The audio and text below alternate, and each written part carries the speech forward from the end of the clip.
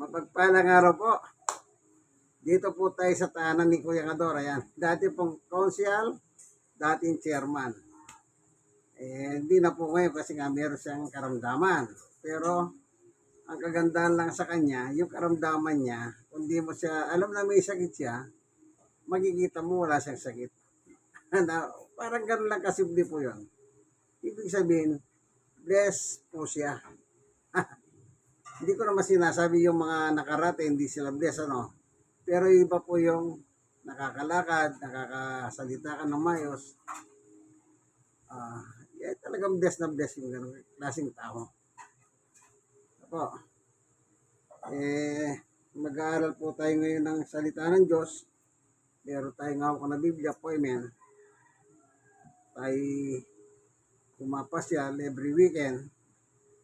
Hanggat kaya pa natin ang salita ng Diyos, yan po ang ating ginagawa. I-share natin. At the same time, kasi po, bilang tao, biblically, talagang kailangan natin yung salita ng Diyos. Kasi, kung kayo pong mga tao, kakatwiran nyo, ay hindi ko na kailangan yan, lalabas. Kinakalaban nyo na po ang kasulatan. Ano po? Kasi talagang kailangan, dahil biblical po talaga, ang pagdalaw sa mga tao. May sakit man o wala. Kailangan dumalaw tayo upang bahagi ng mabuting balita o ang salita ng Diyos. Ngayon, tayo po ay panandalian munang lalapit sa luklukan ng Diyos at mananalangin. Ipagkatiwala sa Kanya ang ating pag-aaral. Ano po? Ganito po ang panalangin. Panginoon Diyos, sa aming Ama na makapangyarihan sa lahat. Minsan pa, samahan mo po kami sa aming pag-aaral ng iyong salita. Buksan ang mga puso at kaisipan upang kami po lubos na makinabang sa iyong salita. Sapagkat ang iyong salita ay pagkain ng aming kaluluwa. Salamat po sa ngalan ni Jesus. Amen. Dito po sa unang Samuel, 1 Samuel chapter 15, meron po nakalagay dito sa 22. Sinabi ni Samuel, akala mo ba'y igit na magugustuhan ni Yahweh ang handog at tahin kaysa pagsunod sa Kanya? Yan. Sa panahon na ito po, may kausap si Propeta Samuel. Ang kausap naman niya po si Haring Saul. No po? Si Haring Saul, ang kanyang kausap dito sa nasabing talata. Opo, tignan nga natin itong ano niya. Kasi dito sa pamagat, ang sabi niya, sa aklat na ito, hinihulat ng pagbabago sa Israel mula sa pamamahala ng mga hukom hanggang sa panahon ng mga hari. Ang pagbabago ito yumiikot sa tatlong pangunahing katawan.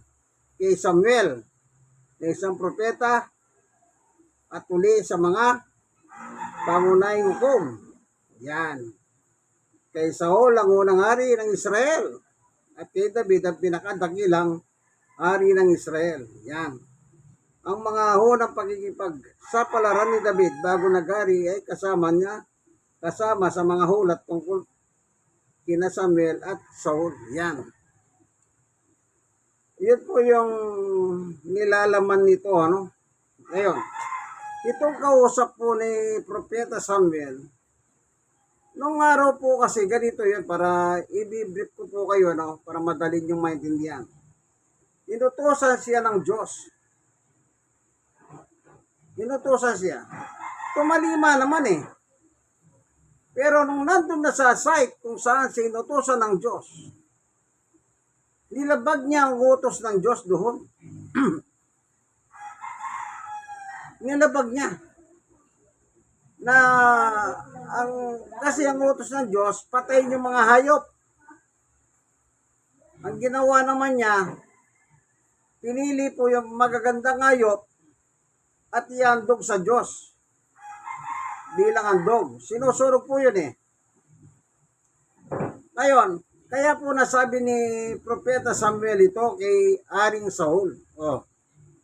Sinabi ni Samuel, akala mo ba'y higit na magugustuhan ni Yahweh ang handog at ahin kaysa mga pagsunod sa kanya?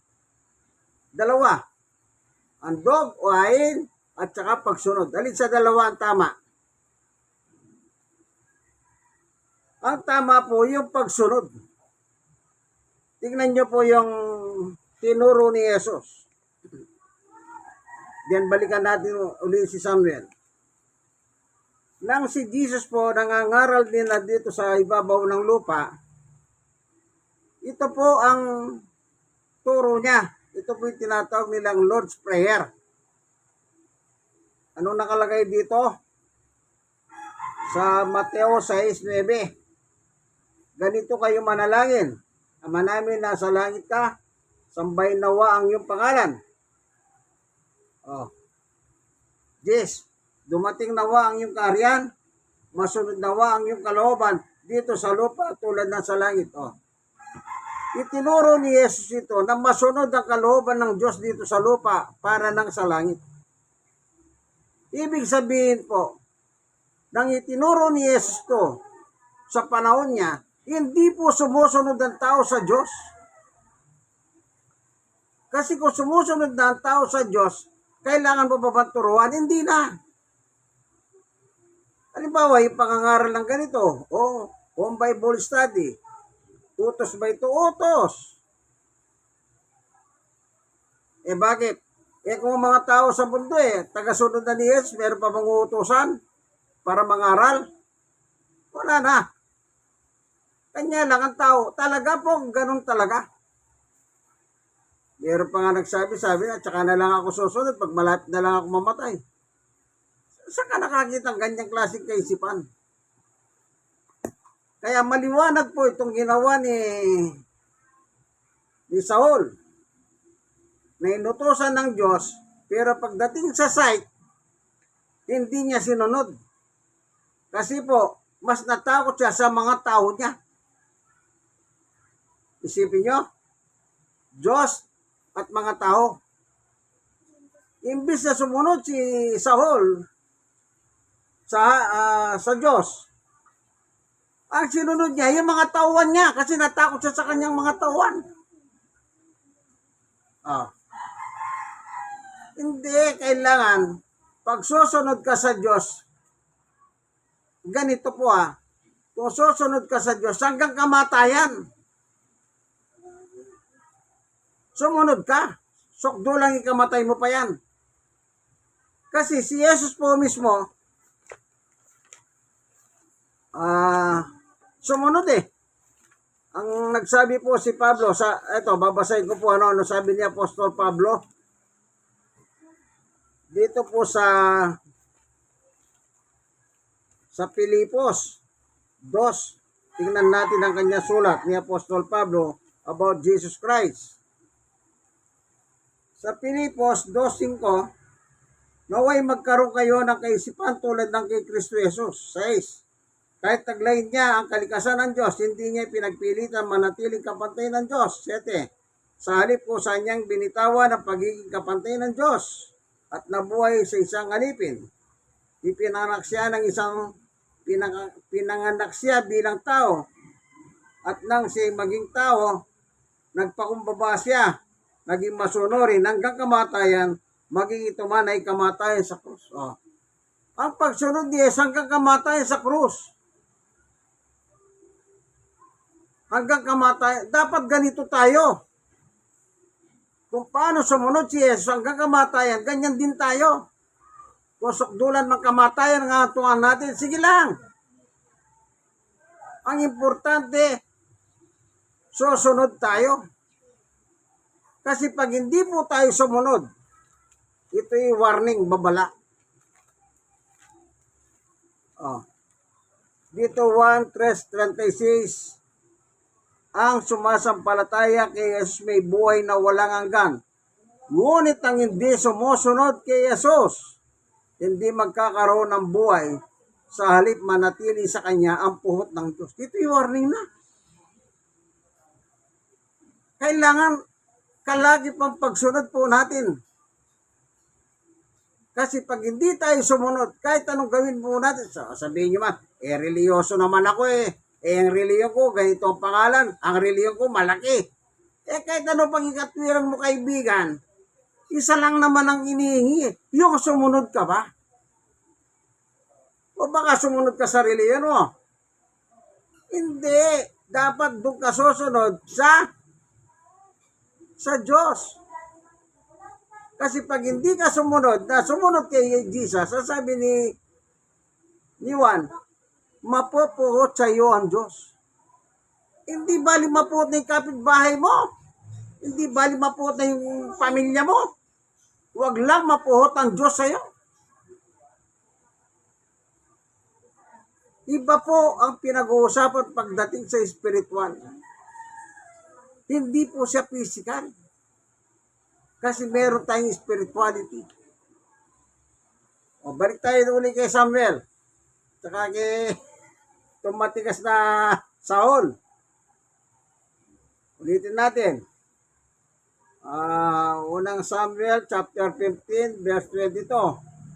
Sinabi ni Samuel kay Saul, akala mo ba higit na magugustuhan? Nandun yung salitang higit higit na magugustuhan ni Yahweh ang handog at tahin kaysa pagsunod kay Yahweh. Pagsunod sa Kanya. Mas mabuti ang pagsunod kay Yahweh kaysa paghahandog at pakikinig ay higit na ahing taba ng pupa. Kita nyo po? Makinig ka. Yun na pakinggan mo. Susundin mo. Higit na mahalaga po yan, kaibigan. Itong buhay natin, yung material na bagay, pera, wala yan. Pag namatay ka, hindi mo naman madadala yan maganda ka, gwapo ka, naman itsura mo, naman ang kulay mo. Pag namatay ka, sabi nga nila, kakainin ka lang ng uhod sa simenteryo. Buti ko, susunogin ka, yung cremation, walang uhod doon. Paano kung nalibig ka? Di natural, magiginabang yung uhod. Mga sikaw yan Kailangan, bago tayo dumating sa ganon, sumunod na lang tayo.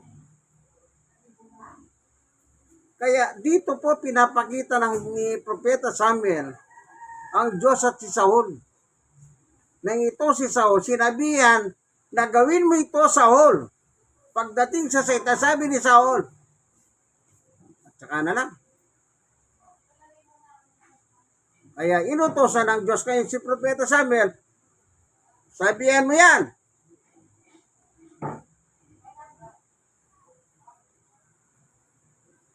Kaya alam niyo po sa kasaysayan ng Biblia, hindi rin po naging mapalit si Saul. Kasi po, mas maganda maging masunurin na lang tayo. Kagaya ng Jesus Christ. Si Jesus nga anak na ng Diyos, ayan bugtong na anak. Walang katambal, kadobol, o clone. One and only child, begotten son. Kung siya nga, natuto siyang sumunod, tayo pa kaya hindi susunod? Sa bagay, kung sa tingin mo, para mas magaling ka kay Jesus, bahala ka. Yung problema, paano yung sinasabi ni Jesus? Tingnan nyo yung sinabi ni Jesus sa 1:14-6. Subukin mong huwag sumunod. Liban doon sa puot ng Diyos, nakalagay ka dito, 1:36. Ang nakalagay dito, 1:14-6, ang sabi ni Jesus. Sumagot si Jesus, ako ang dahan. Hindi sinabi ni Jesus, isa ako sa mga dahan. Hindi po sinabi ni Jesus, ako ang dahan specific. I am the way. ang katotohanan at ang buhay. Walang makakapunta sa Ama, kundi sa pamamagitan ko. O kita nyo? Paano ka makakarating sa langit? Kaya doon sa Lord's Prayer, Ama namin nasa langit ka. Sundin nawa ang kalooban mo dito sa lupa hanggang sa langit. Yung susunod dito sa lupa, sila po yung pupunta sa langit pagdating ng araw, kaibigan. Pero yung hindi susunod dito sa lupa pa lang ha. Pag hindi ka sumunod, makikita mo ba langit? Hindi. Hindi mo nga mapapasok. Paano mo makikita? Oh. Ang makikita mo, impyerno, tsaka si Satanas. Siyang, siyang leader ninyo doon. Siyang tatay nyo. Oh. Kaya napakahirap po dito sa buhay natin sa ibabaw ng lupa, kaibigan. Lahat naman po tayo mamamatay. Wala pong hindi mamamatay. Kahit meron ka pang iniinom na gamot na parang bumabata ka. Kahit tawagin mo pa yung mga plastic surgeon, si Kalayan, sila Belo, may papabata ka lang nila. Yung mga stem cell, yung mga ngayon pinagkikita nila eh. Oh. Kahit ganun ang gawin mo, maaaring babata ka lang sa itsura. Pero sa ayaw mo sa gusto, darating po ang kamatayan. At pagdating ng kamatayan, diyang mo aanin ang ginawa mo. Kasi hanggat nabubuhay po tayo, hindi tayo parurusahan ng Diyos. Tinuturuan tayo ng Diyos, tinutuga tayo ng Diyos na maging masunurin sa Kanya. Yung buhay po natin, hindi natin pagmamayari yan. Oh. Isipin niyo po eto na lang sa science. Sa science, sa medicine. Pag nag-ani mo ng lalaki at babae, ayon sa pag-aaral, libo-libong cells, similya, lumalabas bot, mapalalaki babae. Isipin nyo po, kahit na 1,000 na lang, 1,000 kay lalaki, 1,000 kay babae. Samantalang isa lang ang kukunin doon, kaibigan. Isipin mo yon. Ikaw yung pinalad na pinili ng Diyos. Naging baby ka. Di pinanganak ka. Nung nalaban mo, dapat ka pala sumunod. Hindi mo ginawa. Alam niyo po si Judas, nung nabubuhay sila, dito yung story ni Judas. Anong sabi niya sa kanya? Judas, buti pang hindi ka na pinanganak. Isipin, apostol ka na. Pero taksil eh. Bakit sinabi ng Panginoon yan? Buti pang hindi ka na pinanganak. Kasi nga po, pinanganak nga siya. Masuwayin naman siya. Mismo nga Panginoong Yes, binenta niya pa. Uso na pa pala. Uso na pa pala yung mga nung araw, yung ganyang ugali. Kay Judas. 3 pirasong pilak. Siguro sa panahon ngayon, alam nyo kung gaano kahalaga ngayon yung pilak. Ay, mayaman ka. Mayaman ka. Kaya yung mga magkakaibigan, magkakumpare, na nagtataksil sila sa isa't isa, ang tawag ng kanila, ay, udas yan. Inudas ako niya. Kaya nga udas, taksil eh. Kaya sabi ni Yes, paano ka makakapunta sa langit kung hindi ka dadaan sa akin? I am the way, sabi ni Jesus. Hindi niya sinabing isa ako sa mga daan. Absolute ang sinabi niya, I am the way, ako ang daan. Walang makakapunta sa langit kundi sa pamamagitan ko. So, ang dapat natin gawin, sumunod po tayo kay Jesus, kagaya na nakasulat sa 1:3:26. Kasi pag hindi po tayo sumunod, yung puhot ng Diyos sa iyo, kaibigan. At pag namatay ka, last. Hebreo 9:27. Sana kung walang tinakdang kamatayan ng Diyos, meron eh. Paano matatakasan niya, kaibigan? Babasahin nga natin, ano? Ang sabi rito sa 9:27 ng Hebreo, itinakda sa mga tao na minsan lamang mamatay at pagkatapos ay ang paghuhukom. Kita niyo? Minsan ka lang mamatay. Kasi minsan ka lang mabuhay.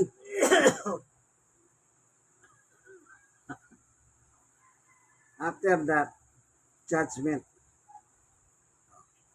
Doon mo ngayon mapapala yung galit ng Diyos pag hindi ka sumunod. Pag sumunod ka, doon mo rin mapapala yung reward naman galing sa Diyos. Hindi ba napakaganda? Habang nabubuhay ka rito, sumunod na lang po tayo sa gusto ng Diyos. Alam niyo, pinakamaganda talaga yung sumunod tayo sa Diyos. Bakit? Siya naman ang may gawa sa atin eh. Lahat ng bagay, nakikita ng ating mga mata, narinig ng ating mga tiyan. Lahat yan gawa ng Diyos. Yang anak mo, yang asawa mo, yang apo mo, gawa ng Diyos yan. Hindi dahil nagkaroon sila ng honeymoon, silang gumawa, hindi. Kung hindi magbibigay ng anak ang Diyos, hindi magkakahanap kahit kailan. Pero pag gusto ng Diyos magkaroon ka ng anak, magkakaroon ka. Sa Biblia na lang, bawog nga yung babae. Bawog. Kay Abraham, Sarah. Una sinabi ng Diyos kay Abraham, sa isang taong pagbalik ko, maglili ang asawa mo. Si Sarah. Narinig ni Sarah, nakikinig pala, nakaganon ang tiyaga siguro. Natawa siya. Ang sabi niya, magkakaharap pa ba ako? 90 anyos na ako. Sipin nyo, 90 years old na si Sarah. Lipas na. Si Abraham ilang taon? 100. Lipas na rin. Pero sinabi ng Diyos, magkakaroon ka ng anak. Nabuntis ka. Si Sarah. Makita niya. Si Juan Bautista na lang at saka si Elizabeth. Baog din si Elizabeth.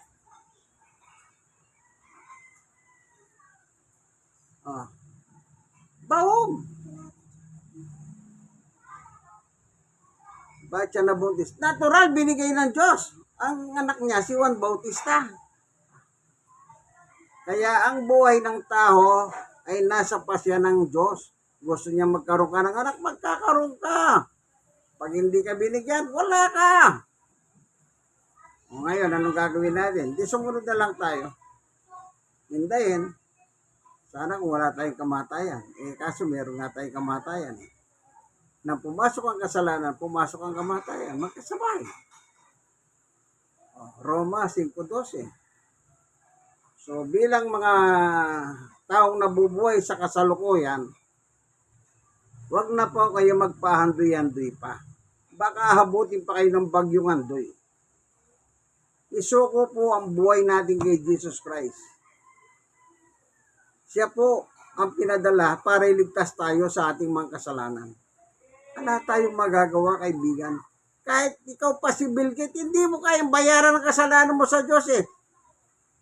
O sige nga, mag-mesyo kay pinakamayaman sa tao sa buong mundo, di ba si Bill Gates? Pero, pwede mo bang bayaran ng Diyos? Sabi nga ni Propeta Samuel, oy Saul, mas mahalagang pagsunod kaysa sa handog ko. Ngayon, marami kang pera, ihandog mo. Yan nakalagay sa Biblia. Yung pakikinig at pagsunod ang gusto ng Diyos.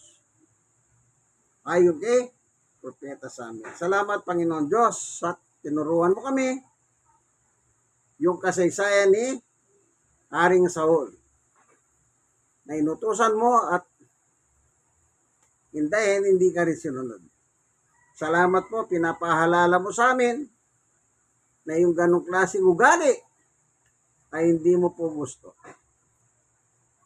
Kaya sinabi ng yung propeta na si Samuel, higit ang pagsunod, makinig at pagsunod, sabi niya. Sana gawin mo po kaming ganun, Panginoon Diyos. Kaya kaming mga tao po, nakikinig ng iyong salita, matuto kami sumunod. Kasi wala naman po talaga kaming magagawa. Salamat po sa ngalan ni Jesus. Amen. Kayo pong mga nanonood, nakikinig ng video nito, sana meron kayong natututunan. Kung may Biblia po kayo, any Bible kung gusto niyo ako sundin dito, hindi naman. Hindi, wala namang problema sa akin ng mga Bible eh. Sa ibang mga reliyon, may problema sa kanila. Naku, wala. Kahit anong Biblia, welcome sa akin yan. Opo, may Bible yan eh. Sige po, God bless at support. Yung kaibigan kay Jesus, Brother Manny Bautista, nandito tayo sa Barangay 94, Sonny, District 1, Tondo, Manila. Kasama po si Kuya Ngador.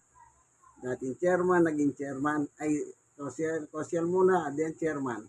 Kaya hindi na sa sumausaw kasi nga meron siyang karamdaman. Ano po siya? Stroke po patient. Okay po.